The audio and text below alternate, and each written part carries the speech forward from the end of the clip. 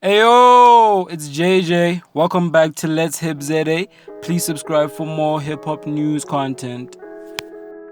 As a South African, especially in this young generation that has had a full experience with technology, I have always had a weird and unsatisfactory relationship with paying for services and products on the internet. Almost anything and everything that was on the internet was free, including news updates, video content, and amongst other media. Well, except for music.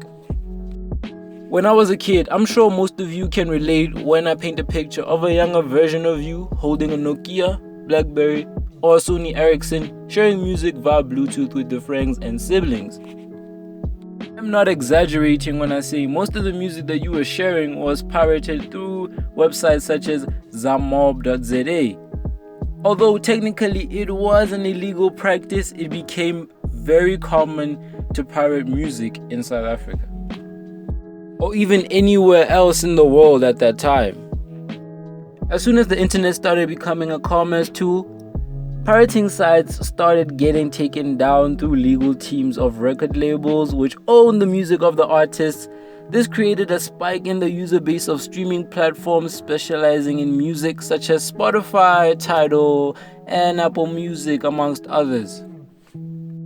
Now, these platforms that I just mentioned provide you with unlimited music for a monthly fee starting from like 60 Rand, which is reasonable for some, but not all average South Africans are able to afford that fee. So they resort to pirating on a famous site called Fakaza.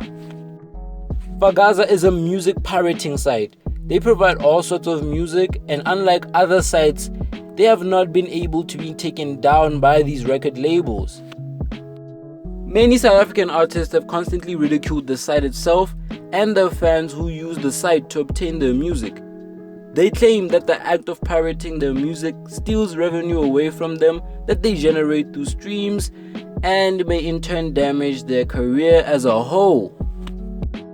Well, I agree that these pirating sites steal revenue from the artists, but in turn, they are able to help them capture an audience. As we all know, South African radio operates on Payola, which means paying a radio station to play your music on their platform. This Payola isn't particularly a good strategy when radio audience levels are low compared to those of podcasts and other YouTube channels.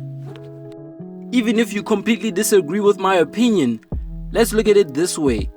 In order to get your music on streaming platforms, they need to be published by an authorized music publisher, which is going to take 25% to 45% commission of each stream, which is a lot for artists in South Africa. Some of these companies are called Ebentainment, which is owned by Notabaloyi, Feel Good Music, owned by JR Africa, and Kawala Jasmine Records, which is both a record label and a publishing company. It is no secret that most of the revenue artists generate is through live performances, as most of their agreements with publishing companies and record labels are normally over the distribution of their music. That's why artists such as Casper Nyovest, A-REECE, and Kabza the Small, for reference, have very aggressive booking schedules during the holiday seasons. Last year, Nasty C was performing in my hometown of Vanderbilt Park only 12 hours after he performed in Durban during last year December.